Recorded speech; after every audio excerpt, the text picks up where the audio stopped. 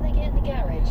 Well, I'll tell you what worries me the most is I've got an electric door in my garage, so how the heck they've got into that, unless they've managed to conjure it up like a snake charmer and the door's gone up, I don't quite know. Whether it's the standard tick box they've got into that, unless they've managed to conjure it up like a snake charmer and the door's gone up, I don't quite know. Whether it's the standard tick box and they've just lobbed it over the wall, I'll find out when I get home.